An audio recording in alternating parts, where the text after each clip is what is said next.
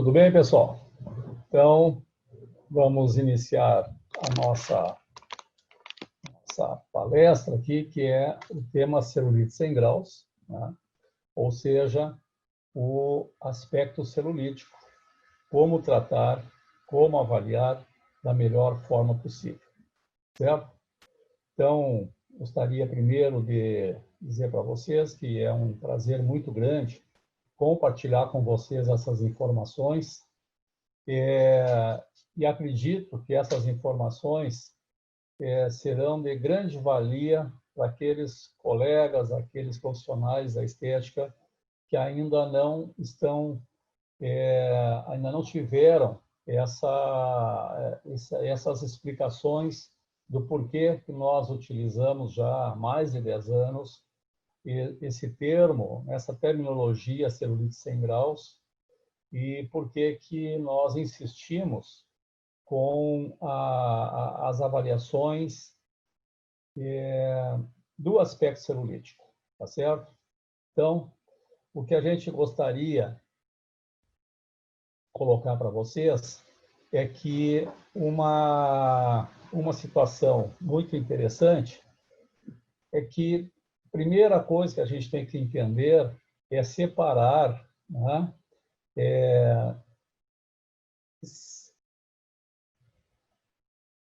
separar as informações, ou pelo menos do profissional, do conhecimento do paciente, tá certo? Então, observa uma coisa interessante. O paciente reclamando de uma insatisfação, de um inesteticismo do seu corpo, reclamando, por exemplo, que a celulite lhe atrapalha ou ela não gosta da celulite no seu corpo. Tá? Perfeito. Isso é uma coisa que a gente não pode discutir, não pode mudar, e até nem teria razão da gente modificar isso com o paciente. Né? Então, para o paciente, celulite ela é uma terminologia forte e celulite é uma terminologia popular. Então, isso tem que ficar muito claro para nós. O que significa que celulite não pode ser vulgarizado pelo profissional da estética. Então, são coisas muito interessantes que eu quero passar aqui para vocês e ficaria extremamente agradecido e feliz se vocês colocassem em prática nos seus próximos pacientes essas informações que a gente vai passar para vocês. Então, uma coisa é popularizar a terminologia celulite e outra coisa é evitar de vulgarizar nos atendimentos estéticos o termo celulite, tá certo? Então, só para dar uma ideia para vocês, que se eu perguntasse aqui, né, para quem está nos assistindo, quem de vocês tem celulite? Tá? Então, logicamente que eu estou fazendo um questionamento para os nossos ouvintes do sexo feminino. Quem tem vocês sem celulite? Eu imagino que você que agora está nos assistindo na sua casa, confortavelmente, porque nós estamos aqui num congresso em época de pandemia, então eu estou fazendo essa informação aqui desde da minha residência, né? E com certeza muitos de vocês aí poderiam nos dizer o seguinte, muitas de vocês, que têm celulite. Né? Então, isso é muito comum, muitas vezes eu pergunto em aula, né? Sempre quando estou falando de celulite, eu faço esse questionamento em aula, e normalmente mais de 90% das alunas, para não ser assim, extrapolar, dizer que todas as alunas elas vão dizer que têm celulite, mas a grande maioria diz que afirmativamente, então, que tem celulite. Né? Então, eu começo a apertar um pouquinho as alunas, apertar assim no questionamento, né, para chegar até onde elas conhecem realmente o que elas entendem por celulite. E é o que eu faço nesse momento com vocês também. Então, por exemplo, eu fiz a pergunta, quem de vocês tem celulite? Você que está assistindo em casa aí, por exemplo, tenha respondido, como a maioria, se quem tem celulite. Perfeito. A segunda pergunta que eu faço é como você sabe que você tem celulite? Certo? Então, isso é uma pergunta muito óbvia, isso é uma pergunta muito importante e muitas vezes a gente não se dá por conta, né? E quando chega uma pergunta dessa, a gente já fica um pouco mais apertado e já não é tão fácil de responder como respondeu ali em cima na primeira questão. Perfeito. Então, como vocês sabem, vocês foram avaliadas, vocês têm um diagnóstico, ou simplesmente dizem que tem celulite. Tá? Então, quem passou a informação para vocês, quem e como chegaram a esse diagnóstico da celulite. Tá certo? Então, veja que são perguntas muito importantes, são perguntas simples, mas o objetivo dessa pergunta é realmente chegar num patamar de conhecimento, né, que vocês pudessem, com muita tranquilidade, chegar ao final da nossa palestra aqui e informar que realmente vocês têm celulite, né? Ou não têm. Bom, por que nós estamos fazendo essa conversa toda, gente? Porque é o seguinte, muitas vezes, na maioria das vezes, quando eu pergunto quem disse que vocês têm celulite, né, aquelas que responderam que têm celulite, muitas pessoas, né, e aí agora eu estou falando de sala de aula, porque eu estou falando que quem está na sala de aula são profissionais, na sua grande maioria, profissionais da estética. Profissionais com diferentes formações, com formação em fisioterapia, formação em medicina, formação em biomedicina, formação em farmácia, em enfermagem, em estética.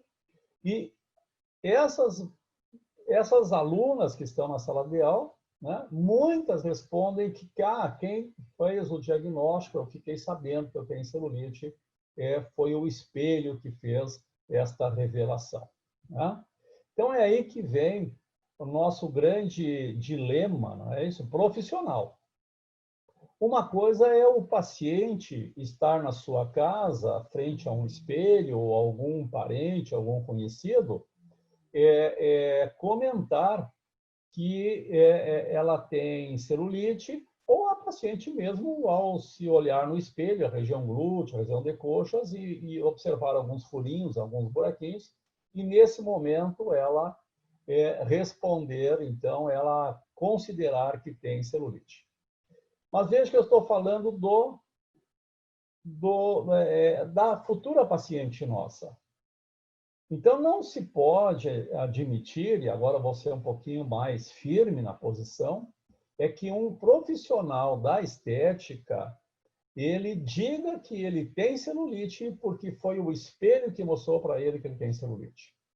Uma coisa nós temos que entender, o espelho ele simplesmente faz uma reflexão, ele reflete uma imagem. E pronto, ele parou por aí.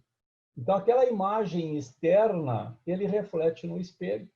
Ele mostra, essa imagem é mostrada para as pessoas que estão observando essa imagem. Mas o espelho ele não consegue chegar às estruturas anatômicas internas, porque são essas estruturas anatômicas que têm uma desestruturação que levam a essas imagens externas. Então, o profissional da saúde, obrigatoriamente, ele tem que conhecer essas estruturas internas, por isso que nós vamos falar aqui, que tem que conhecer a anatomia. Eu tenho que conhecer a anatomia da pele, eu tenho que conhecer a anatomia do tecido subcutâneo, eu tenho que conhecer a anatomia de todos esses anexos que estão fixando, segurando essa pele nas estruturas mais profundas, como nas fáscias. Eu tenho que conhecer a estrutura muscular, ou seja, são essas estruturas que estarão envolvidas, estarão comprometidas, que vão mostrar externamente essas alterações que consideradas pela paciente como celulite. Então, você que é profissional que está nos assistindo nesse momento, ou você mesmo que pode ser uma pessoa que não seja profissional da saúde, mas seja seja uma paciente ou uma futura paciente de uma clínica, essas informações que eu estou passando para vocês, ela é de muita importância para ambas as pessoas que estão nos assistindo, especialmente aos profissionais da área da estética.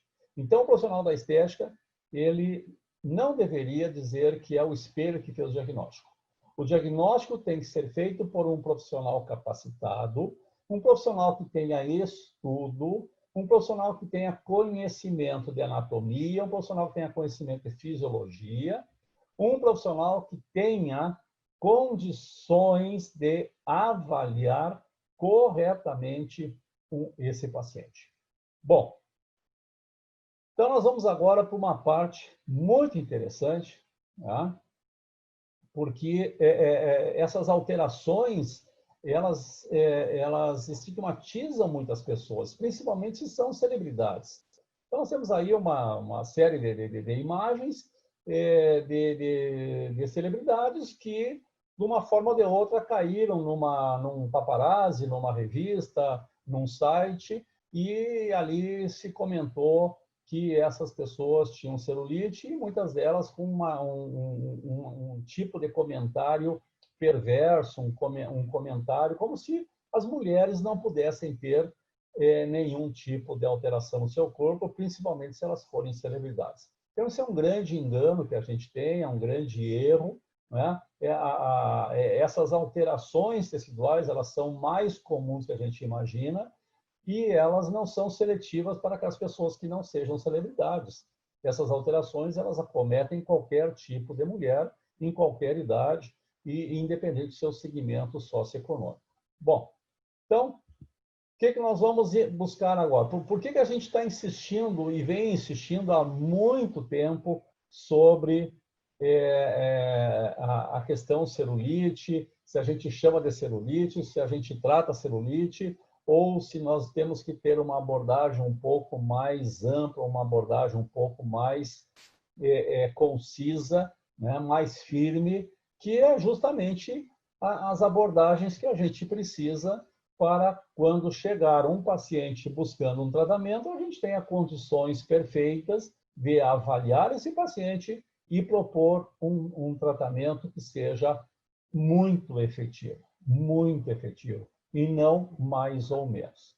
Bom, pessoal, vocês sabem que eu há 30 anos tenho formado, 30 anos que eu trabalho em clínica, que eu dou aula, ministro aula em instituição federal, ministro aula em instituições privadas, ministro aula em curso de pós-graduação de diferentes áreas de formação, medicina, biomedicina, farmácia, fisioterapia, estética, enfim, todos essas formações aí para diferentes formações que estão envolvidas com a estética. Também temos uma grande base clínica também de estudo comparativo, de vivência clínica. E isso nos trouxe muita insatisfação até alguns anos atrás, quando a gente simplesmente comprava um equipamento que era bom para a celulite, as clientes chegavam na clínica com alguns cremes, ou alguém oferecia cremes para a gente dentro da clínica, creme bom para a celulite. Tá? Isso nos trouxe muita satisfação, muitas vezes. E essas insatisfações, por quê? Porque muitos aparelhos a gente não entendia que energia eles estavam liberando, Muitos cremes, os ativos que tinham neles não tinham relação com as alterações teciduais que a gente estava visualizando. E então, nós, a partir de uns 10 anos para cá, talvez um pouquinho mais, nós começamos a nos preocupar um pouco mais e fomos mais a fundo, né? Então, o que eu queria dizer assim para vocês de uma forma bastante enfática, de uma forma bastante significativa. Quando nós formos falar de celulite, pessoal, eu, profissional da estética, vou atender um paciente que chegou reclamando de celulite, a primeira coisa que eu tenho que colocar, que eu tenho que vestir no meu conhecimento é o que significa celulite para mim. Esse é o primeiro passo. Se você for comprar um equipamento e o fabricante, o vendedor, a propaganda recomenda que esse equipamento tem indicação para celulite, você não pode sair correndo e comprar esse aparelho. Esse é o primeiro ponto. Por quê? Porque você tem que entender que celulite, ela tem pelo menos 8 conceitos diferentes. 8, pelo menos 8. Tá? Eu encontrei 8 com muita facilidade. E eu trabalho em cima desses 8 há muito tempo. Então, por exemplo, é muito comum para vocês o termo lipodistrofia ginoide ou ginecóide, tá certo? Que é o LDG. Esse ginecóide aí, ele está correto também. Você pode encontrar ele tanto quanto lipodistrofia ginoide quanto ginecóide. Um outro termo é hidrolipodistrofia ginoide ou ginecóide, certo? Que é o HLDG. Depois nós temos um termo, uma terminologia que é muito usada aqui no Brasil, que é o fibroedema geloide, o FEG. Tá? Esse fibroedema geloide, eu tenho uma dúvida muito grande se ele é fibroedema geloide ou ele é fibroedema ginoide ou ginecóide. Porque geloide, que aparece aí, ele é redundante à fibrose. Então, nós já temos a palavra fibro no início, entendeu? Então, seria fibroedema, fibrose, de novo. Eu imagino que isso deve ter sido um erro na hora de se fazer a sua descrição e deveria ser, então, ginóide ou ginecóide, porque refere-se à mulher. Então, é um tecido com fibrose, com edema na mulher, né? E não um tecido com fibrose, edema e fibrose, porque geloide, ele significa fibrose, né? Isso a gente pega lá dos estudos do ultrassom, onde nós temos lá um efeito ultrassom chamado efeito tixotrópico. Efeito tixotrópico é liquefazer um gel. Então, o que significa essa palavra? Liquefazer um gel. Transformar uma estrutura geloide, né, que é a fibrose, em estrutura líquida. Então, por isso que eu estou falando para vocês aqui que esse geloide possivelmente deveria ser escrito da forma ginoide ou ginecóide e não substituída por essas duas palavras aí, por uma dessas duas palavras. Uma quarta definição que a gente encontra na literatura é paniculopatia de hematofibroesclerose, é uma das mais utilizadas nos artigos estrangeiros, né, que é a famosa PEF. Depois nós temos aí uma quinta, que é a dermatopaniculose vasculopática, ou também dermatopaniculose deformante, é uma outra associação que se tem com a celulite. Um outro termo usado em alguns artigos é a lipoesclerose, e tem ainda a adipose edematose, né, que é um tecido adiposo com edema.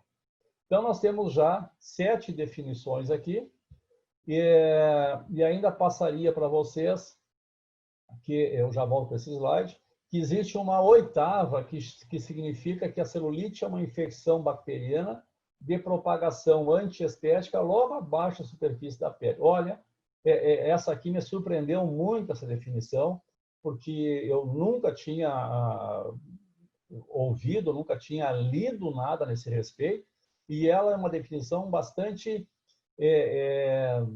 bastante desconstrutiva do que a gente está buscando, né? Porque a gente não pode falar que existe uma infecção bacteriana ali naqueles furinhos, buraquinhos que a gente está enxergando na pele de uma paciente que ela está reclamando de celulite, essa celulite estética que nós estamos comentando, e aqui a gente caía num tratamento absurdamente com antibióticos, né? Assim como eu também não concordo que se coloque que a celulite é uma inflamação, né?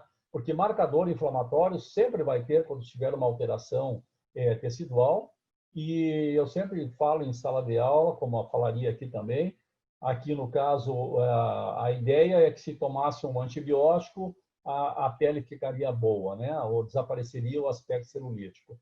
A mesma coisa se fosse uma inflamação, a paciente tomaria um anti-inflamatório e a pele desapareceria a sua celulite. Então, veja que são situações que a gente tem que estar bem atento assim, quando for ler um artigo científico, né?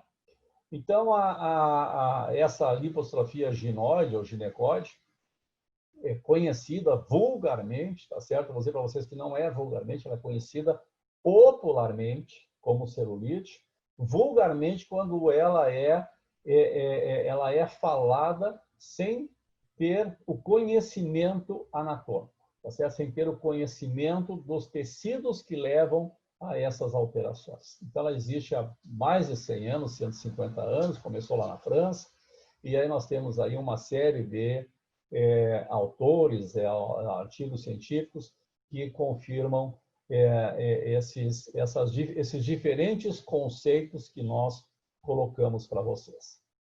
Bom, pessoal, então eu volto aqui a esse slide e eu pergunto para vocês, quando vocês dizem ou quando vocês referem que vão tratar uma celulite, que vocês tratam celulite na clínica de vocês, eu pergunto, qual dessas celulites que vocês tratam?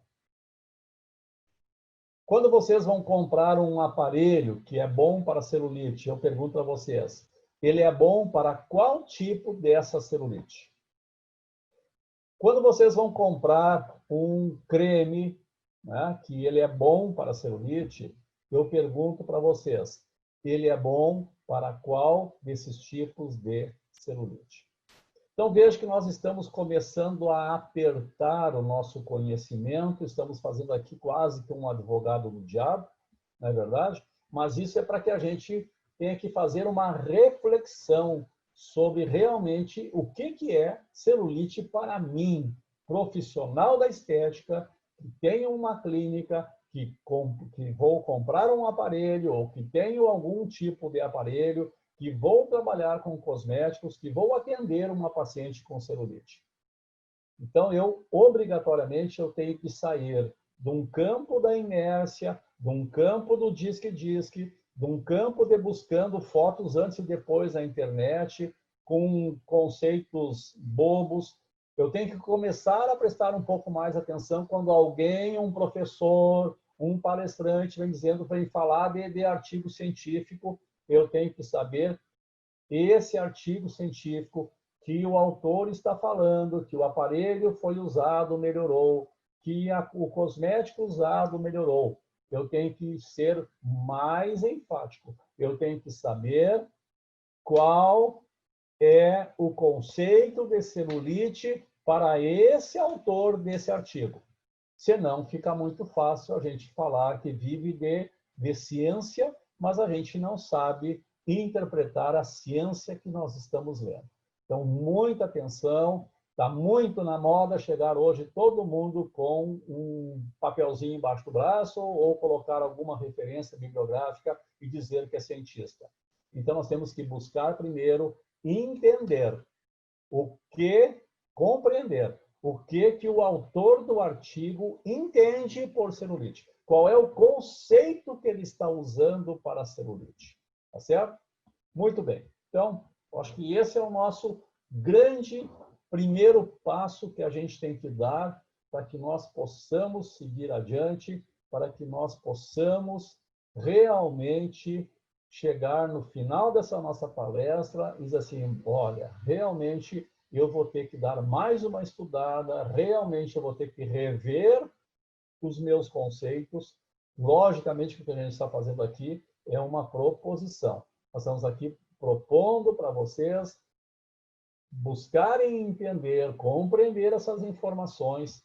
Se acharem que seja válida, perfeito, agradeço perfeitamente. Eu tenho certeza que vocês vão ter sucesso, como eu tive, depois que eu revi muitos conceitos de celulite. Não eram conceitos errados, eram conceitos interpretativos. Cada pessoa interpreta de uma forma, cada pessoa tem o seu conceito favorecido. Só que quando ela tem um conceito, de um conhecimento da celulite, por exemplo, ela tem que seguir corretamente aquele conceito. Ela não pode modificar o planejamento terapêutico, ela não pode modificar o processo avaliativo se ela tem um conceito definido de celulite. Então, é isso que a gente está propondo para vocês nessa palestra.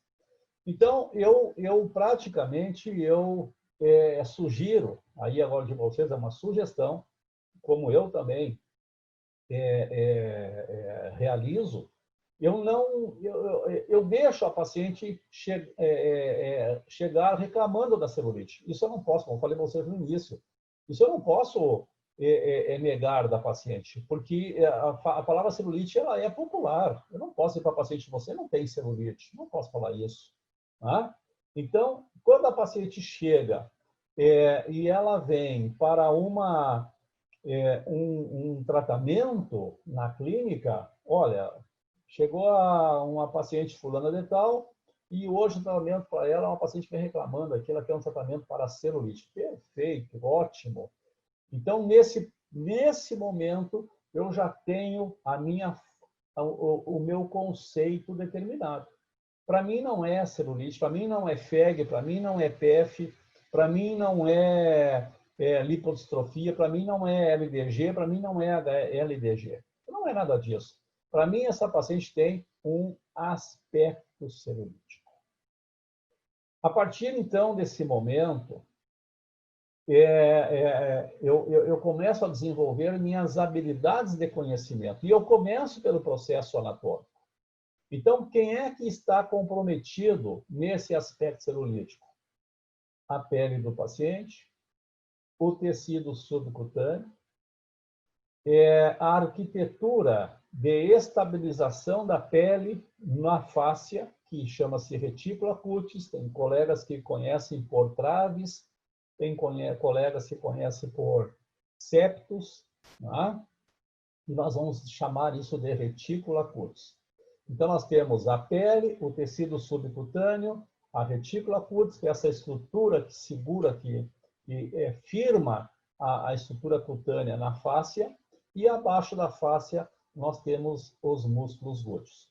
Então, essa estrutura eu tenho que ter ela muito bem clara, né, muito bem estudada, porque é a partir daqui que eu vou começar a entender todas as alterações que vão levar a paciente a acreditar que tem a celulite, mas que em determinado momento nós vamos avaliar para saber quais dessas estruturas está ou estão comprometidas. Perfeito? Muito bem. Observa que na pele, fizemos um corte, aí um perfil, existe uma seta grande, que ela está verticalizada, e tem ali, então, mostrando um furinho, né? Que são esses furinhos que a paciente geralmente chega para a gente reclamando daquele furinho, daquelas imperfeições da pele. Então, observa que sempre que houver um furinho desses aí, nós temos embaixo dele uma retícula cutis tracionando a pele, certo? Nós nunca vamos ter um furinho desse onde não tiver uma retícula cutis. Então, isso é um passo muito importante. Bom, pessoal, o que configura o aspecto celulítico, então, a partir desta visão? É o seguinte, observa que esse desenho anterior que eu estou mostrando, a retícula cutis ela é verticalizada, não é isso? Essa é a forma, esta é a estrutura da retícula cutis no corpo feminino. No corpo masculino, essa retícula cutis não é verticalizada, ela é mais oblíqua. ela faz um tipo de uma tela. Então, nas mulheres, sempre que houver um preenchimento maior do tecido subcutâneo, e esse preenchimento pode ser tecido adiposo, ele pode estar com uma hipertrofia adipositária, com excesso de adiposidade, ou ele pode estar preenchido com um excesso de líquido, nós vamos chamar de um edema. Como ele está ao redor do tecido adiposo, chama-se lipoedema. Então, esse preenchimento exagerado do tecido subcutâneo, ele acaba empurrando a pele para cima. E essas retículas cutis acabam tracionando essa pele. Então, haverá momentos que essa pele será mais tracionada, onde vai ficar, pelo lado de fora, aparecendo o famoso furinho, buraquinho, que tanto incomoda a nossa paciente. Mas também nós vamos observar que essa é uma pele completamente irregular. Ela não tem só furinhos, ela também tem projeções para fora, né? Que isso significa que essa pele possivelmente tenha uma flacidez. Bom, então por que nós chamamos de aspecto celulítico? Né? Sempre que nós tivermos uma paciente se queixando de celulite, é porque essa paciente vem com alterações inestéticas na região glútea, na região interna ou externa de coxa, e nessas alterações inestéticas, nós vamos observar, então, essa pele desuniformizada. Né? Então, observa que tanto uma pessoa, quando senta, né, está sentada, ela está fazendo uma pressão do assento sobre a sua estrutura tecidual, ou então se faz um aperto com as mãos, sempre vão aparecer esses furinhos, esses buraquinhos e talvez um tipo de alteração de flacidez de pele. Isso sempre vai acontecer. Então, esse apertar a pele do paciente não é modo de avaliar o paciente, certo? Isso aqui sempre vai. Eu vejo muitas vezes em sala de aula as colegas, as alunas fazendo pressionamento da coxa do paciente, do glúteo do paciente, para ver se encontra furinho. Sempre vai encontrar furinho. Isso é uma coisa que a anatomia favorece a essas alterações. Então, o que nós precisamos, né, para fazer uma avaliação correta? São basicamente uma coisa, que é a avaliação manual. Então, uma avaliação manual, nós precisamos colocar a mão corretamente no paciente, deslizar essa mão de baixo para cima com uma velocidade constante, lenta e com uma determinada pressão contra o tecido subcutâneo. É isso que a gente precisa. E essa mão tem que deslizar em todo o conjunto da coxa medial, interna e lateral, até chegar ao final, na parte superior do glúteo. Também, então, nós vamos fazer isso em 3 movimentos de baixo para cima. Se quisermos melhorar ainda mais a nossa avaliação, se quisermos confirmar aquilo que a mão encontrou, que a mão sentiu, podemos usar as placas termográficas. Eu não aconselho ninguém a comprar termômetro de termografia, que são termômetros caros, não vale a pena, é um investimento muito caro, a não ser que vá usar para outras finalidades. Mas para avaliar o aspecto celulítico, eu não recomendaria. Então, uma avaliação manual, treinar a mão, porque quando a gente coloca a mão no paciente, quando a gente passa a mão no paciente, nós estamos colocando a mão no paciente para termos um contato, né, que é uma informação. Então, nessa informação, eu vou saber se tem fibrose, se tem edema, se tem hipertrofia adiposa, se tem flacidez cutânea, tá certo? É isso que eu estou buscando na minha avaliação, porque esses são os componentes que vão formar o nosso aspecto celulítico. Então, o que é um aspecto celulítico? O aspecto celulítico nós podemos encontrar fibrose, lipedema, adiposidade aumentada, flacidez cutânea e flacidez muscular. Então, veja que uma paciente que chega para nós numa clínica solicitando um atendimento, um tratamento para a sua celulite, a partir desse momento, estou recebendo uma paciente com queixa de aspecto celulítico.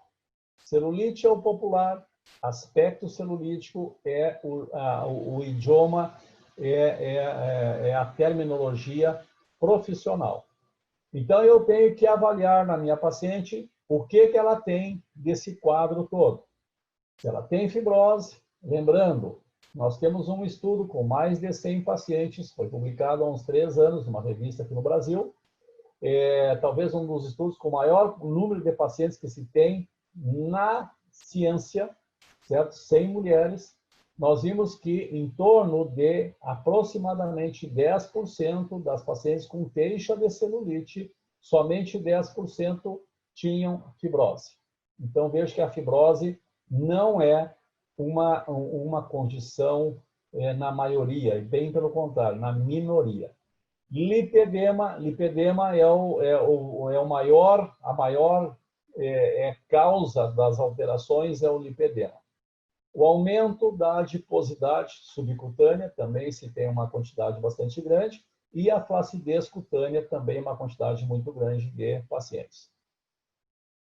Com essa flacidez, podemos também encontrar a flacidez da musculatura glútea, tá? Então, o glúteo também ele pode ser frouxo, ele pode ser uma musculatura sem tônus, e ele cai o seu volume. Quando esse músculo sem tônus ele cai, ele favorece as famosas bananinhas infraglúteas. Então, aquela bananinha dificilmente vai ser gordura. Aquela bananinha é uma fixação, né, através de uma fáscia, que está fixando o glúteo caído. Então, observa, a nossa mão e a nossa avaliação corporal da paciente está buscando estas situações aqui, correto? O que nós encontramos? Fibrose, lipedema, adiposidade, flacidez cutânea, flacidez muscular. Tudo isso, ou encontramos só uma coisa, só fibrose, ou encontramos duas coisas, edema e adiposidade, ou 3 coisas, edema, adiposidade e flacidez cutânea. Então, veja, para cada uma dessas situações existe um tratamento diferenciado. Por isso que a gente não fala de celulite em graus. Eu não consigo entender até hoje como que as pessoas conseguem ter uma normativa correta da avaliação em graus. E eu não entendo como que ainda é ensinado nas pós-graduações, nas graduações, a avaliação da celulite em graus. A avaliação da celulite em graus, ela é uma avaliação subjetiva. Não existe nenhum mecanismo que diga que a celulite é 2 e que todos os profissionais vão confirmar que aquela celulite é 2. Então, quando a gente chega numa sala de aula e faz uma avaliação prática de um aluno, de uma colega, de uma pessoa, e essa pessoa tem um aspecto celulítico, alguns alunos, eu pergunto, gente, que grau é essa paciente aqui? Alguns alunos falam que é grau 3, outros falam que é grau 2, alguns falam que é grau 1, tem gente que fala, não, mas ela não tem celulite. Então, veja, isso é muito subjetivo, isso é muito perigoso. Por isso que nós voltamos ali quando você compra um aparelho. Não é culpa do fabricante colocar lá que o aparelho tem um programa pronto para celulite. O problema é o que o fabricante entende por celulite. Esse é o problema. Porque quando eu seleciono programa 1, programa 2 ou celulite 3, que está lá escrito no botãozinho lá que eu vou apertar, que energia aquele aparelho está liberando? Aquela energia ela vai resolver o que desta avaliação que eu fiz? É isso que é o grande perigo. Por quê? Porque pode ser que a gente escolha uma energia, um botão 3, por exemplo, e aquela energia demandada do aparelho seja uma energia excessivamente alta, excessivamente grande, e pode piorar o aspecto celulítico do paciente. Então, essas situações são de extrema importância, são informações que o profissional tem que estar atento quando você souber fazer a avaliação correta do aspecto celulítico. E você tiver uma máquina na mão, você tem que saber que máquina você tem na mão, que energia essa máquina dispensa, quanto dessa energia é necessário utilizar. Isso é muito importante. Não existe, pessoal, dizendo para vocês assim, olha, são muitos e muitos anos trabalhando, muitos e muitos anos estudando. O que eu estou falando para vocês aqui é para orientação, é um alerta. Não saiam comprando aparelho porque alguém gritou hoje na internet que esse aparelho é magnífico, que esse aparelho é sensacional. Eu não sei se esse aparelho é sensacional para paciente que essa pessoa atendeu e pode ser um aparelho terrivelmente negativo para a paciente que eu vou atender. Então, você tem que ter o teu paciente, você tem que saber fazer a sua avaliação, você tem que entender o que é o aspecto celulítico. E não mais falar em celulite quando a gente confunde FEG, PEF, LDG, HLDG e assim por diante. Porque aí a salada de fruta está formada e nós temos um grande problema para resolver dentro da clínica. Tá certo? Muito bem. Então, quando você vai trabalhar dentro da clínica, ou você vai trabalhar depois com o seu home care, você tem que buscar sempre mais eficácia nos resultados. Como que se busca eficácia? Você tem que associar, você tem que, quando atender uma paciente, o tratamento não é só dentro da clínica, pessoal. A maior parte de um tratamento estético ele acontece na casa do paciente, é o home care, certo? Porque o paciente vem na clínica uma vez na semana, uma vez a cada 15 dias, uma vez ao mês. O resto dos dias ele está em casa. Então, você tem que ter orientações de alimentação, indicações de bons cosméticos para esse paciente usar no seu dia a dia. Então, se você está trabalhando lá na clínica, você avaliou o paciente, ela tem uma alteração inestética, um aspecto celulítico, que a causa daquilo seja um aumento da adiposidade, essa paciente tem que fazer uma dieta, melhorar a sua alimentação e ela tem que usar ativos lipolíticos. Se ela tem um edema, ativos drenantes. Se ela tem flacidez de pele, ativos firmadores, ativos hidratantes, ativos antioxidantes. Se ela tem fraqueza muscular, fazer tratamento localizado, eletroestimulação localizada para melhorar a musculatura. Em casa, usa DMAI a 10%, porque o DMAI faz a contração muscular. Então, são essas situações, é esse panorama que nós, profissionais da estética, temos que saber. Tá certo? Para tratar e recuperar da melhor forma. Estou colocando aqui para vocês algumas indicações de cosméticos que eu uso muito, certo? Eu trabalho com uma linha que chama-se Libelle, que eu confio demais nessa linha, ela tem ativos realmente fantásticos, tá? E ali nós temos, por exemplo, o Alistin. O Alistin é uma marca registrada, é o único antiglicante que nós temos hoje, conhecimento mundial, é um laboratório estrangeiro que produz, é uma combinação de ativos chamado Alistin, é um antiglicante, aquele paciente que ingere açúcar em demasia. O açúcar pode vir do suco, o açúcar pode vir do bolo, do doce, pode vir dos sucos e assim por diante. A hidroxiprosilane, que é um grande regenerador, né, restaura da saúde da pele, firmeza cutânea. O cafeizilane, né, então não é cafeína pura, o cafeizilane, que a gente está dentro de um silanol, ele vai ativar a lipólise. O DMAI, que vai estimular a contração da fibra muscular. A centelha asiática, que estimula a parte vascular conjuntiva, ou seja, reduz o edema. E aí nós temos alguns produtos que é a Celux, que é o Demai, que são produtos que a gente usa, indica diariamente aos nossos tratamentos. Né? Então, sempre lembrando que quando você vai comprar um aparelho, você tem que saber que esse aparelho, é um agente físico. Esse agente físico, ele é considerado um produtor de energia. Eu tenho que saber que energia que esse aparelho produz e quais são as ações dessas energias nos diferentes tecidos que nós vamos tratar. Então, logicamente, isso aqui é um capítulo muito longo, é um livro, é uma literatura, e a gente está só fazendo aqui para vocês uma citação para instigá-los a estudar um pouquinho mais, melhorar o conhecimento, porque o beneficiado será somente vocês. Tá? Lembrando que se você vai usar uma radiofrequência, principalmente radiofrequência, nós precisamos de água na pele, tá certo? Então, aqui existe um produto chamado Aquatip, que ele é sensacional. Ele tem um alistim, que é um desglicante, ele tem um silício orgânico, ele tem o Iaxel, então tem uma ótima configuração cosmética que nos ajuda e muitas vezes nos resolve muitos procedimentos, especialmente radiofrequência, laser, porque tecido sem água, ele não responde à radiofrequência, ele não responde a outras terapias, a ultrassom também, assim por diante. Tá? Já falei para vocês rapidinho, vamos só comentar. Se vai trabalhar, se tiver flacidez muscular, tem que usar eletroestimulação. Eletroestimulação sempre localizada no músculo específico.